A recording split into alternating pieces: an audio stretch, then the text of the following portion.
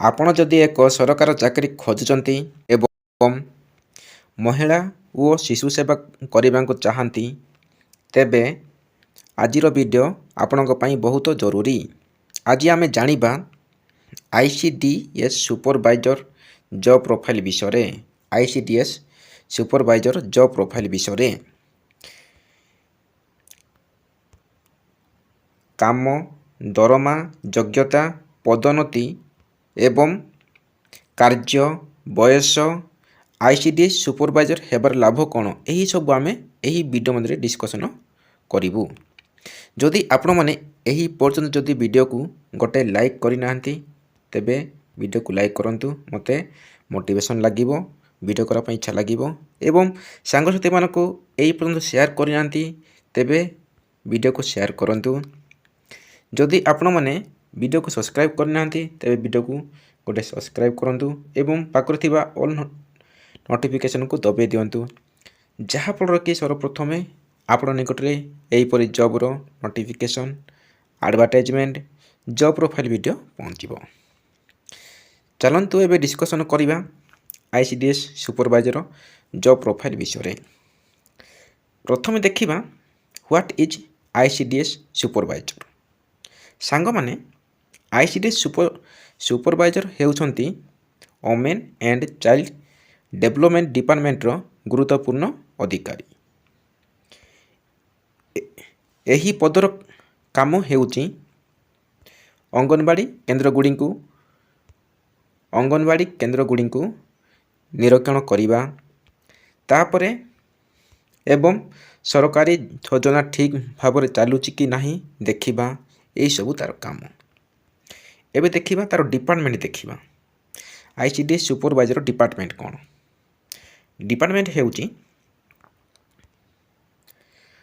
WCD ଅର୍ଥାତ women child development department. ତାପରେ ICDS ଅର୍ଥାତ ଇଣ୍ଟିଗ୍ରେଟେଡ୍ ଚାଇଲ୍ଡ ଡେଭଲପମେଣ୍ଟ ସର୍ଭିସେସ୍। ଏହା ଥିଲା ତା'ର ଡିପାର୍ଟମେଣ୍ଟ। ନେକ୍ସଟ ପଏଣ୍ଟ ଦେଖିବା, ମୁଖ୍ୟ କାର୍ଯ୍ୟ କ'ଣ? Job responsibility.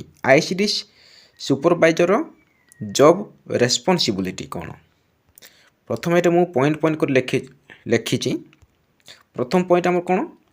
ଅଙ୍ଗନବାଡ଼ି କେନ୍ଦ୍ରମାନଙ୍କର ନିରୀକ୍ଷଣ କରିବା, ତାପରେ ଅଙ୍ଗନବାଡ଼ି ୱାର୍କର ଓ ହେଲ୍ପରଙ୍କ କାମକୁ ଦେଖାଶୁଣା କରିବା, ତାପରେ ଗର୍ଭବତୀ ମହିଳା ଓ ଶିଶୁମାନଙ୍କୁ ସରକାରୀ ସେବା ପହଞ୍ଚୁଛି କି ନାହିଁ ଯାଞ୍ଚ କରିବା, ତାପରେ ପୋଷଣ ବା ନ୍ୟୁଟ୍ରିସନ୍ ସ୍ୱାସ୍ଥ୍ୟ ଓ ଟୀକାକରଣ ଯୋଜନାରେ ଶୋଷଣ ନ୍ୟୁଟ୍ରିସନ୍ ସ୍ୱାସ୍ଥ୍ୟ ଓ ଟୀକାକରଣ ଯୋଜନାରେ ନିରୀକ୍ଷଣ କରିବା, ତାପରେ ମାସିକ ରିପୋର୍ଟ ରେକର୍ଡ଼ ତିଆରି କରିବା, ତାପରେ ଅଙ୍ଗନବାଡ଼ି କର୍ମଚାରୀଙ୍କୁ ଟ୍ରେନିଂ ଓ ଗାଇଡାନ୍ସ ଦେବା। ନେକ୍ସଟ ପଏଣ୍ଟ ହେଉଛି ବ୍ଲକ CDPOଙ୍କୁ ରିପୋର୍ଟ ଦେବା। ଏହା ଥିଲା ତା'ର ମୁଖ୍ୟ କାର୍ଯ୍ୟ। ସମୟ ଦେଖିବା। ସମୟ ହେଉଛି ସକାଳ 10ଟା ଠାରୁ ସନ୍ଧ୍ୟା 4ଟା ପର୍ଯ୍ୟନ୍ତ।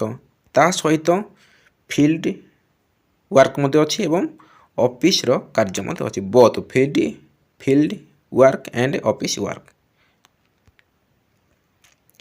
ଟାଇମ୍ ଭେରି କରେ, କେତେବେଳେ ଟାଇମ୍ ଲେଟ୍ ହେଇପାରେ କିମ୍ବା ବଢ଼ିପାରେ। ଟାଇମ୍ ଏଇଟା ଟିକେ ଭେରି କରେ, ଟାଇମ୍କୁ ଭେରି କରେ କେତେବେଳେ କ'ଣ। ଦରମା ଦେଖିବା। ଦରମା ହେଉଛି salary. ICDS supervisor group B post. Salary ଆରମ୍ଭ 35,400 ଠାରୁ 1,12,400 ପର୍ଯ୍ୟନ୍ତ ମାସକୁ ମିଳିବ।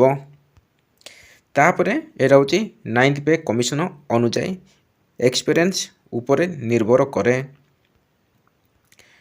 ଯୋଗ୍ୟତା ଦେଖିବା। ଯୋଗ୍ୟତା ହେଉଛି କ୍ୱାଲିଫିକେସନ୍। ଆପଣମାନେ କେତେ ପଢ଼ିଥିଲେ ଏହି ଜବ୍କୁ ଆବେଦନ କରିପାରିବେ। ଯେକୌଣସି ବିଷୟରେ ଆପଣମାନେ ଗ୍ରାଜୁଏସନ୍ ବା +3 ପାସ୍ କରିଥିଲେ ଏହି ପୋଷ୍ଟକୁ ଆବେଦନ କରିପାରିବେ। ଓଡ଼ିଆ ପଢ଼ିବା ଲେଖିବା ଜଣା ଆବଶ୍ୟକ ଏବଂ କମ୍ପ୍ୟୁଟର ଜ୍ଞାନ ଥିଲେ ଭଲ। ବୟସ ସୀମା ଦେଖିବା। ବୟସ ସୀମା ଦେଖିବା ଏଜ୍ ଲିମିଟ୍। ବୟସ ସୀମା ହେଉଛି ସାଧାରଣତଃ 21ରୁ 42 ବର୍ଷ ପର୍ଯ୍ୟନ୍ତ। SC ST SC BC ଓମେନ୍ସମାନଙ୍କର 5 ବର୍ଷ ରିଲାକ୍ସେସନ୍। ତାପରେ PWS ମାନଙ୍କର 10 ବର୍ଷ ରିଲାକ୍ସେସନ୍ ଅଛି। ତାପରେ ଏକ୍ସ ସର୍ଭିସମ୍ୟାନ୍ ମାନଙ୍କର 5 ବର୍ଷ ରିଲାକ୍ସେସନ୍ ଅଛି। ଏବେ ଦେଖିବା ପ୍ରମୋସନ୍ ବା ପଦୋନ୍ନତି। ଯଦି ଆପଣମାନେ ICDS ସୁପରଭାଇଜର ଯଦି ଚାକିରି ପାଉଛନ୍ତି ତାପରେ CDPO ପର୍ଯ୍ୟନ୍ତ ପ୍ରମୋସନ୍ ହେଇପାରିବେ। ଚାଇଲ୍ଡ ଡେଭଲପମେଣ୍ଟ ପ୍ରୋଜେକ୍ଟ ଅଫିସର, ତାପରେ ଡିଷ୍ଟ୍ରିକ୍ଟ ଲେଭେଲ୍ ଅଫିସର ପର୍ଯ୍ୟନ୍ତ ଆପଣମାନେ ପ୍ରମୋସନ୍ ହେଇପାରିବେ। ଡିଷ୍ଟ୍ରିକ୍ଟ ଲେଭେଲ୍ ଅଫିସର ପର୍ଯ୍ୟନ୍ତ। ICDS ସୁପରଭାଇଜର ହେବାର ଲାଭ କ'ଣ? ଯଦି ଆପଣମାନେ ICDS ସୁପରଭାଇଜର ଚାକିରି ପାଇଲେ ତାର ଲାଭ କ'ଣ? ସମସ୍ତେ ଭାବନ୍ତି ଲାଭ କ'ଣ? ଏଇଟା ହିଁ ପ୍ରଶ୍ନ ଥାଏ। ସରକାରୀ ଚାକିରି, ସମାଜ ସେବାର ସୁଯୋଗ, ତାପରେ ଜବ୍ ସିକ୍ୟୁରିଟି, ଭବିଷ୍ୟତରେ ଉଚ୍ଚ ପଦୋନ୍ନତି ଅର୍ଥାତ୍ ପ୍ରମୋସନ୍ ଥାଏ ଅଛି। ଏବେ ମୁଁ କହିଲି।